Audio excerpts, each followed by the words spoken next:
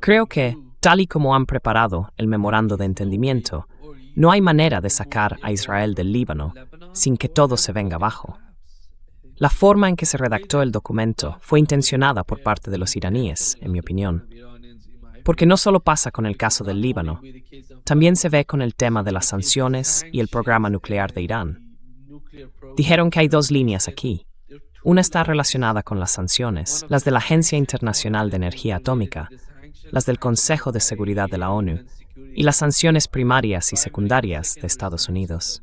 Y todo eso está vinculado al programa nuclear iraní, punto por punto.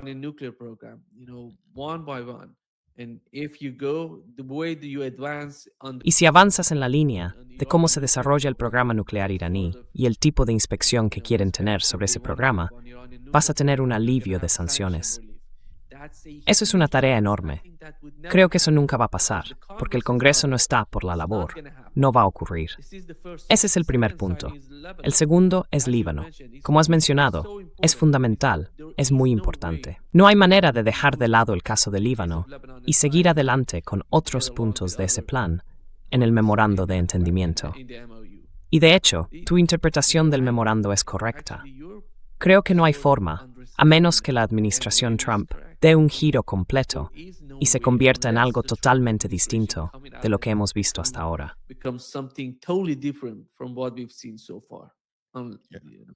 Totally different. You know, Totalmente distinto. Te diré una cosa. Uno de los grandes indicios es que Trump no ha cambiado su actitud de fondo. ¿Viste lo que dijo? Amenazó con tomar el estrecho de Hormuz, con robar el petróleo, con cobrar peajes, todo eso, después de que Marco Rubio hiciera esa declaración. El mismo día, Patrick, perdona que te interrumpa, el mismo día en que las dos delegaciones debían reunirse, voy a matarte.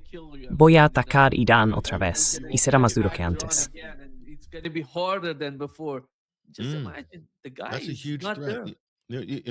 Imagínate, ese tipo no está ahí amenazando a los negociadores, diciéndoles que no van a volver a su maldito país. Así no debería hablar ningún político. En un país civilizado y avanzado, lo habrían destituido de inmediato en ese momento. Es evidente que están saboteando el proceso de paz, lo están saboteando activamente.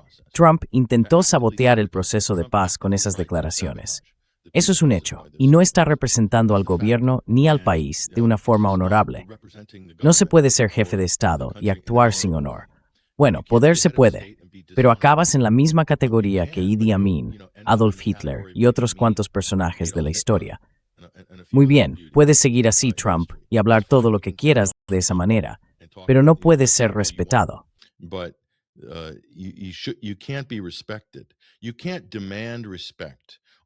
No puedes exigir respeto en el escenario mundial. Mira a Trump cuando aparece en el G7, encorvado, con los hombros caídos, arrastrándose por ahí.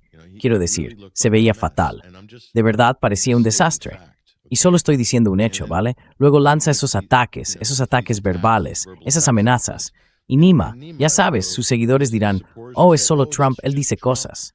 J.D. Vance dijo, pensé que el presidente lo hizo genial, estaba respondiendo a las amenazas iraníes. Eso es una mentira del vicepresidente, mintiendo. Irán no amenazó a Estados Unidos, pero Estados Unidos sí amenazó a Irán. Y no son amenazas vacías. Estados Unidos ya ha cumplido esas amenazas. Han matado al jefe de Estado iraní, que no hizo nada contra Estados Unidos, pese a lo que todo el mundo diga o afirme.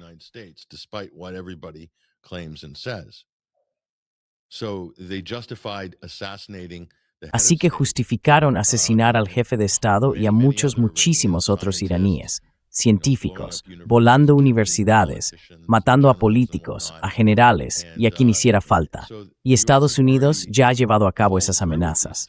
Así que cuando Trump lanza esas amenazas como presidente y luego sus seguidores dicen que no es responsable de esas declaraciones, eso es exactamente lo que dice J.D. Vance, lo cual es completamente absurdo. Y cuesta tomarse en serio a J.D. Vance. Es un completo aficionado de 41 años, sin ninguna experiencia en política internacional, nada, y con muy poca experiencia política en general. Lo colocó en la candidatura de Trump Peter Thiel, la clase de los multimillonarios. No tiene experiencia. Como senador en Ohio, vale, pero nada más. He'd be fine as a senator in Ohio. I'll give him that. But he's not president. Eso se lo reconozco, pero no tiene madera de presidente. Es muy superficial. No tiene una comprensión real de nada. Es como un buen árbitro en la banda, ya sabes, diciendo, bueno, nosotros dijimos esto y tú dijiste aquello. Es muy bueno en ese tipo de retórica improvisada, pero no hay ninguna profundidad ahí. Así que no tengo ninguna confianza en que sepa lo que está haciendo. Tiene asesores bastante turbios y otros grupos de presión. Porque mira, Nima, los asesores de esta administración son lobistas. No son diplomáticos, no son tecnócratas, son lobistas en la práctica. Están haciendo lobby por Israel, por el complejo industrial de defensa, por las grandes tecnológicas y la inteligencia artificial.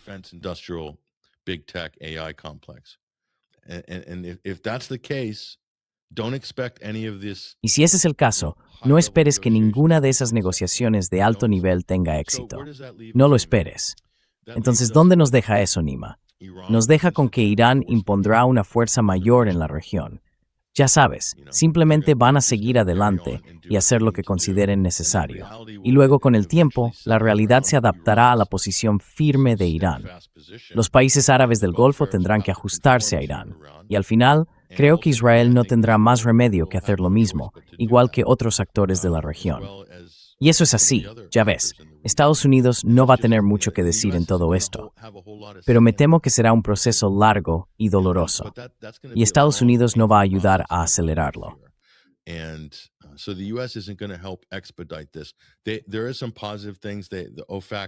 Hay algunas cosas positivas. La OFAC ha liberado petróleo iraní. Han levantado algunas de las restricciones sobre licencias y demás. Así que la administración Trump ha respaldado con hechos lo que decía en un par de esos puntos clave. Pero como decías, con el alivio de sanciones y el desbloqueo de activos, eso es una batalla cuesta arriba en Washington, porque ahí te enfrentas al lobby israelí. Muy, muy difícil. Los medios también intervendrán para asegurarse de que eso no ocurra. Y por supuesto, Israel es otro gran obstáculo. Van a hacer lo que tengan que hacer en el sur del Líbano. Así que estamos en una especie de punto muerto, y Estados Unidos no va a poder romper ese empate. No lo creo.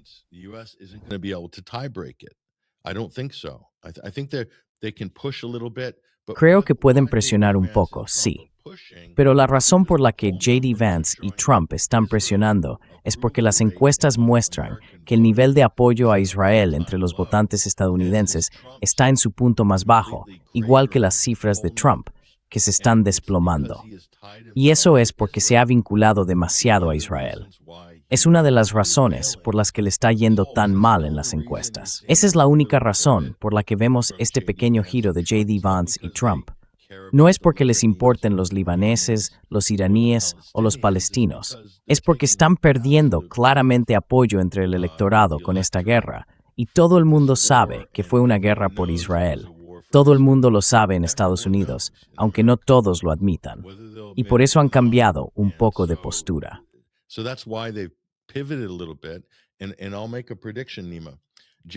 Voy a hacer una predicción, Nima. J.D. Vance, cuando empiece a hacer campaña, cuando empiece a ganar impulso hacia el final del mandato, se distanciará de Trump. Habrá un desacuerdo y tratará de alejarse de Trump porque Trump pasará a la historia como una especie de broma recurrente entre los presidentes de Estados Unidos. Ya sabes, la gente se burlará de Trump durante generaciones. Será el arquetipo, el ejemplo perfecto del presidente que, siendo un completo idiota, destrozó todo lo que tocó. Fracasó en todos los niveles posibles, incluido el económico, por cierto, y aún no hemos visto lo peor, pero lo veremos este verano. Y J.D. Vance probablemente acabará echándole la culpa a Trump, al menos en parte.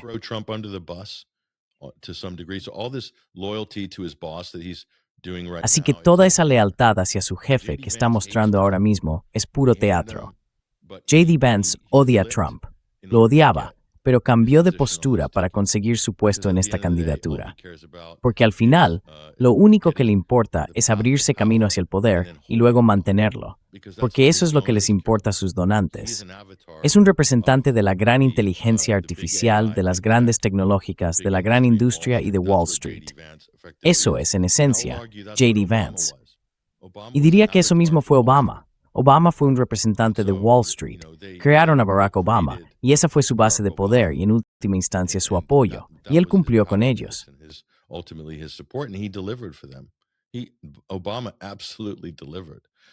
Obama cumplió absolutamente con la clase dirigente en Estados Unidos, y el trabajo de J.D. Vance será parecido al de Obama. Es un tipo de personaje como Obama, un político fabricado, sin experiencia. Obama solo estuvo 2 años en el Senado y lo lanzaron rápidamente al escenario nacional para presentarse a presidente. J.D. Vance también solo ha estado 2 años en el Senado y lo han impulsado al escenario nacional para ser, en este caso, vicepresidente. Pero vemos estos patrones en la política estadounidense. Es lo que hay, y no creo que debamos hacernos ilusiones de que esta vez vaya a ser diferente.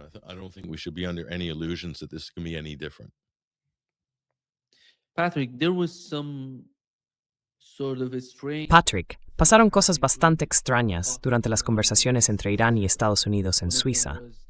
Una de ellas fue la enorme explosión en Qatar. Fue una explosión tremenda. Al ver las imágenes de lo que ocurrió, resultaba realmente impresionante. Aquí tenemos las grabaciones. Se puede ver la magnitud de la explosión. Luego, el Ministerio del Interior qatarí confirmó que, según ellos, la explosión se debió a algún tipo de problema técnico. Y por cierto, desde el lado iraní, su interpretación, basada en información de inteligencia, es que se trató de una operación israelí en Qatar para castigar al gobierno qatarí. Sí. Ven que Qatar, de alguna manera, se está acercando a Irán, cada vez más cerca de Irán. Arabia Saudí, por cierto, está en la misma situación. Por eso Irán no atacó ni a Arabia Saudí ni a Qatar en el último tipo de conflicto y guerra entre Irán y Estados Unidos, entre Irán e Israel. Entonces, ¿cuál es tu interpretación de eso?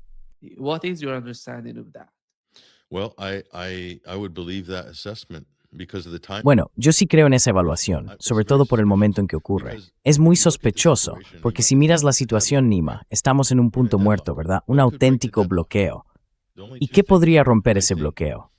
Solo hay 2 cosas, creo yo, aparte de que Estados Unidos tenga, digamos, un momento de revelación, una especie de epifanía y cambie su forma de actuar, cosa que no veo que vaya a pasar. La otra posibilidad es un ataque de falsa bandera. Y la otra, un asesinato. Y mira, acuérdate de la guerra civil libanesa. Hubo el asesinato del presidente recién elegido, Bashir Gemayel.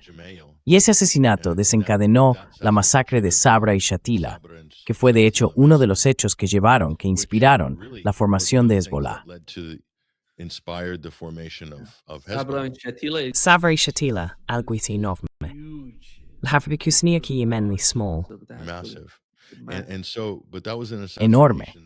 Pero fue un asesinato lo que provocó eso. Y mucha gente fue asesinada durante la guerra civil libanesa. Y después, el asesinato de Rafik Hariri, que todavía hoy se sigue debatiendo. Ya sabes, Estados Unidos, por supuesto, salió a decir que lo hizo el gobierno sirio, ¿vale? E Israel también dijo que lo hizo el gobierno sirio. Pero los israelíes tenían tanto motivo como cualquiera para llevar a cabo ese asesinato. Y probablemente también los estadounidenses, sobre todo porque eso sacó a Siria del Líbano. ¿De acuerdo? Pero este tipo de cosas son lo que yo llamo acontecimientos que cambian las reglas del juego. Y en una sociedad tan frágil y tan dividida como la libanesa, un polvorín como ese, un asesinato selectivo o una operación de bandera falsa podría desatar el caos y hacer que todo se saliera de control muy rápidamente.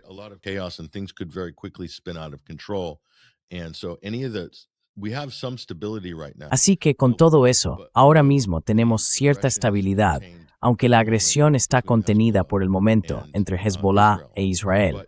Pero las cosas pueden escalar y salirse de control, y entonces de repente se vuelve muy difícil de manejar para los iraníes. En ese punto, Israel aprovecharía el caos, sobre todo si fueron ellos quienes lo provocaron, y lo han hecho a lo largo de la historia. Israel tiene un historial de ataques de falsa bandera, un historial documentado. Ese es uno de los peligros. Así que, cuando ves este suceso en Qatar, se puede interpretar de esa manera, como si se hubiera lanzado una operación, y los qataríes son lo bastante inteligentes como para no reaccionar, porque también todo depende de cómo se reaccione.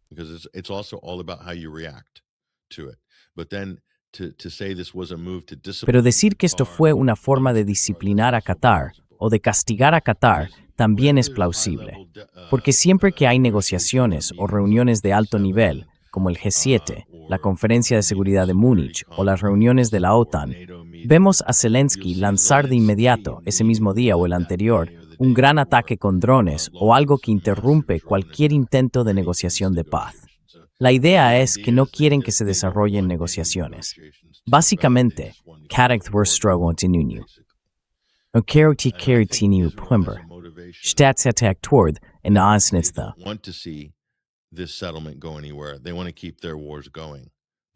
Quieren mantener sus guerras en marcha. El establishment israelí está pidiendo abiertamente a Estados Unidos que siga luchando contra Irán. Están haciendo lobby en América, básicamente atacando a Trump. Y los monárquicos iraníes y los sionistas están diciendo Donald Trump, incluso los demócratas que cobran de AIPAC, diciendo ¿qué está haciendo? Le está dando a Irán todas esas concesiones. Debería estar bombardeándolos. Y no se les puede permitir tener un arma nuclear. Ese argumento falso en el que siguen basándolo todo. Así que está bastante claro quién quiere la guerra y quién no la quiere. Y lo que realmente me preocupa, Nima, es el riesgo de una operación de bandera falsa y el riesgo de un asesinato selectivo.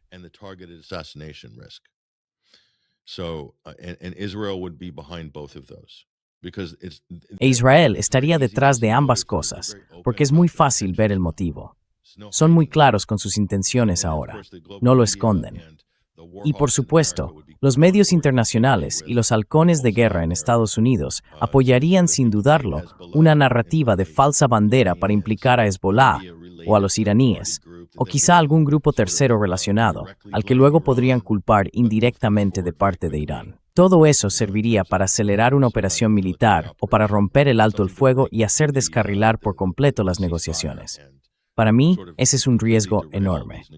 Si eso no ocurre, entonces nos espera un proceso largo, lento y muy doloroso.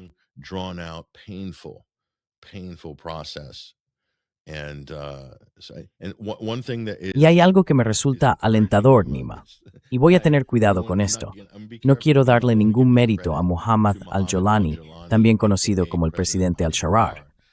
Pero cuando Trump dijo, bueno, quizá deberíamos enviar a Siria para que se encargue de Hezbollah, lo harían mejor que los israelíes. El titular en Estados Unidos fue, esto es un insulto a los israelíes, y todo eso. Pero al menos Jolani, el gobierno de Al-Qaeda, dijo que no tienen ningún interés en entrar y luchar contra Hezbollah. Así que, bueno, vamos a darle un poquito de crédito. Le damos una medalla de participación por eso, si es que realmente es así. Y sinceramente, Nima, eso ha sido lo más positivo que he oído en toda la semana.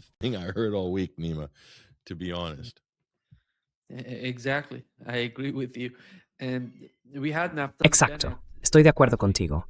Y tuvimos a Naftali Bennett, Patrick, hablando, ya sabes, básicamente estaba hablando en la CNN y en varios medios principales de Estados Unidos. Básicamente dijo que por primera vez desde la creación de Israel, la marca Israel tiene una imagen negativa en Estados Unidos. Yo diría que están intentando hacerlo todo. Eso fue lo que dijo. Está intentando hacerlo todo. Luego aparece Ben Gurion, dice algo, y tiene que salir en los medios para aclarar. No estamos tan locos, no vamos a llegar tan lejos. Pero la situación es seria. Si miras la sección 224 y la sección 662, esas dos secciones quieren fusionar el ejército estadounidense con el israelí y la inteligencia estadounidense con la israelí.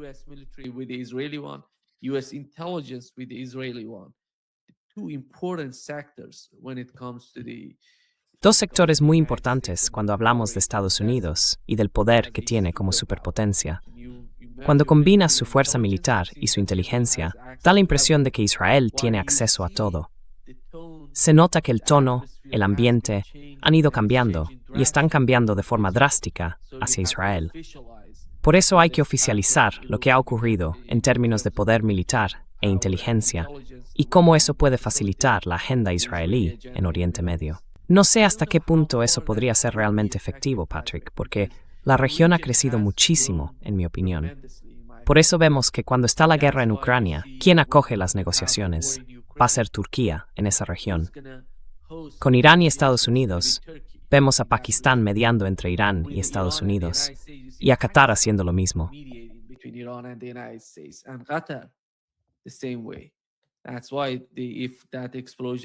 Por eso, si esa explosión tuvo que ver con la forma en que Qatar estaba actuando y participando, facilitando las negociaciones, y también con Irán y los activos congelados, es lo mismo. Qatar está desempeñando un papel muy importante con esos activos congelados. Verás, la región está, de alguna manera, reconfigurándose, no solo en relación con Estados Unidos, sino dentro de la propia región.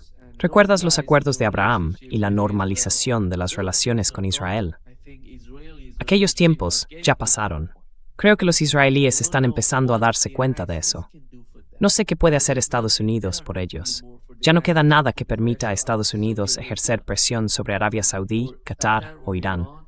Este es el resultado de lo que Israel ha hecho hasta ahora. ¿Qué opinas de eso? Y de la forma en que Israel intenta desesperadamente cambiar las reglas del juego, cambiar la ecuación en Oriente Medio a favor de su Estado.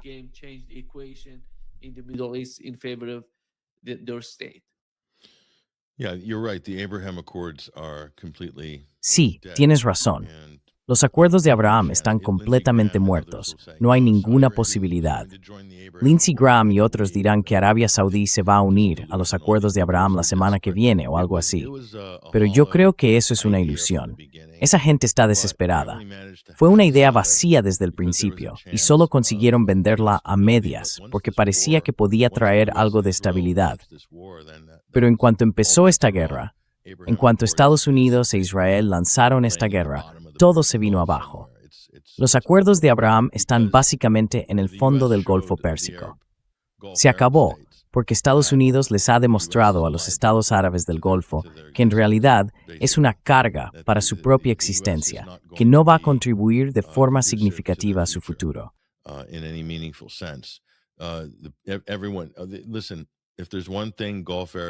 Mira, si hay algo que los árabes del Golfo saben bien, es de petróleo y de finanzas. Y saben perfectamente que el petrodólar está en cuidados intensivos. Lo saben, y van a mover sus activos, a cubrirse en consecuencia y a reducir al mínimo el riesgo y la exposición a la deuda estadounidense y todo lo relacionado. Ese proceso ya ha empezado, y Trump lo aceleró. Ese es otro de los grandes fracasos de Trump, si quieres verlo así. Aceleró la caída del petrodólar al abusar del Tesoro de Estados Unidos y al lanzar esta guerra. Así que ellos ya lo tienen claro. Y también saben que la implicación de Estados Unidos en sus países siempre viene con condiciones. Y esas condiciones son políticas.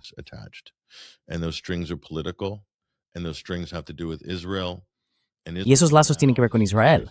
Y ahora Israel es básicamente una marca completamente dañada. No hay ninguna posibilidad de que una asociación con Israel no lleve un estigma. Estamos hablando de asesinos, de criminales, de violadores, de personas culpables de los peores crímenes contra la humanidad y contra los árabes. Así que, de cara al futuro, creo que sería visto como una gran traición que los países árabes del Golfo hicieran negocios o establecieran relaciones cordiales con un país como Israel, teniendo en cuenta lo que está haciendo. Cuanto más se prolongue esto, peor será la situación. Esa ecuación no va a hacer más que empeorar. Así que Estados Unidos, en realidad, no tiene una posición natural en la que encajar.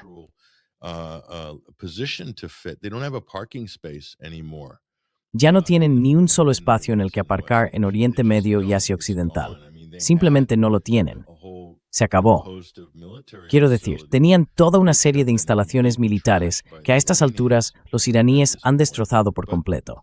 Pero esas instalaciones se basaban en la idea de que la principal amenaza en la región era Irán. Y la represalia de Irán contra los estados árabes del Golfo es algo muy claro. El mundo lo sabe, y los árabes del Golfo también saben que no fue porque Irán tenga algo contra ellos. Fue porque estaban permitiendo que Estados Unidos lanzara ataques contra Irán desde su territorio. Así de simple, según las leyes de la guerra. Así que este punto no se les escapa a los árabes del Golfo. No son tan tontos ni tan ingenuos. Ahora lo entienden perfectamente. They understand that now. They probably pushed back a little bit on it at the time. Probablemente, en su momento, se resistieron un poco porque fue algo muy incómodo y desagradable y preocupó a mucha gente. Están perdiendo muchísimo dinero. Ha sido tremendamente perjudicial para su economía, para su política, para la confianza de sus poblaciones en que esos gobiernos, esos emiratos, van a ser capaces de mantener el orden y ofrecer un entorno favorable a la inversión extranjera directa, a la calidad de vida y al nivel de vida. Todo eso se ha visto amenazado durante estos últimos 100 días. Hay que tenerlo presente. Y si uno mira el origen del problema para ellos, al final, si lo rastrean hasta el principio, no es Irán. Son Estados Unidos e Israel. Fueron ellos quienes abrieron la caja de Pandora, no Irán. They opened Pandora's box, not Iran. Iran responded to the aggression. Irán respondió a la agresión. Así que ahora eso ya es una ecuación conocida.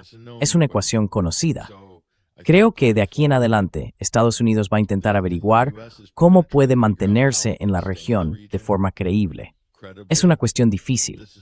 Va a ser una cuestión difícil. Pueden mantener una presencia militar en la región. Y si es así, ¿para qué? ¿Para qué exactamente? El mayor peligro para los intereses de Estados Unidos en la región son en realidad el propio ejército estadounidense y la administración Trump, simplemente por estar allí. Si las empresas estadounidenses quieren hacer negocios en Oriente Medio, son más que bienvenidas. Pero si lo hacen junto al ejército de Estados Unidos, sinceramente creo que van a tener un problema. I think they're going to have a problem, quite frankly. This is just common sense. I don't think this has really landed with a lot of the people in Washington yet. Not all of them. Some of them are still think they're in 1990 still. So it hasn't quite landed yet, but I think it will eventually.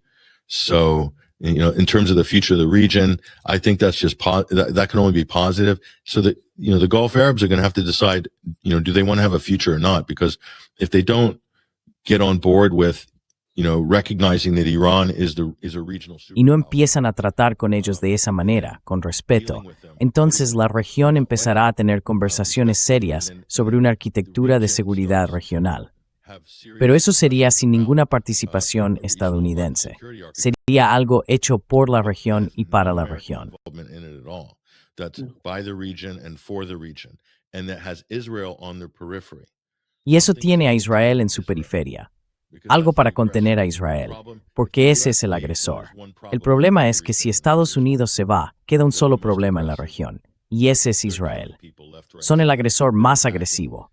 Están matando gente por todas partes, están atacando a 6 o 7 países distintos de la región, bombardean a todo el mundo, asesinan a todo el mundo.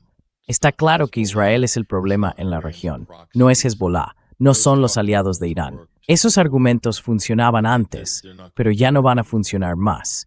Y hasta se ve que todo el proyecto de construcción nacional en Yemen se está desmoronando un poco. También por la implicación de Emiratos Árabes Unidos y Arabia Saudí en eso. Saudi Arabia's involvement in that as well. They're not able to follow through with that project. No son capaces de llevar adelante ese proyecto. Así que probablemente veremos a británicos y estadounidenses entrar en Yemen, quizá de una forma más seria, para intentar quedarse con una parte de eso y tratar de controlar y dirigir la situación. La partición. Básicamente están intentando dividir el país en dos. Lo que los estadounidenses, los británicos y los saudíes intentaban hacer con Yemen es en esencia lo mismo que hicieron en Sudán. Es exactamente lo mismo. Y se trata de una operación encubierta completamente artificial, diseñada para dividir el país y obtener el control operativo del paso marítimo clave. Pero además en el sur de Yemen hay una enorme riqueza de recursos, probablemente con grandes reservas de petróleo sin explotar, por ejemplo. Lo que Israel está intentando en Somalia. Yes, exactly. Same. Somaliland. Sí, exactamente. Lo mismo, Somalilandia está intentando crear un estado separatista por su posición, ¿ves? Es estratégica. Así que Israel quiere hacerse con Somalilandia. Claro, son los únicos que reconocen a Somalilandia, obviamente. Chris Mockett, como se llama ahorita Wasari Sonoas, si no me equivoco, en Dri Fullis. Okay, no surprise there. Vale, nada sorprendente ahí. Nada sorprendente. Así que probablemente esté lleno de agentes del Mossad. Es una operación completa. Les venden esta idea a la gente de allí. Vais a ser libres, vais a tener vuestro propio país. Pero el problema es que cuando empiezas a dividir países, las partes que resultan son más débiles que el país original. No tienes poder de negociación en el escenario internacional si eres un estado diminuto. Ese es el problema. Después de la Primera Guerra Mundial, Nima, After World War I, Nima,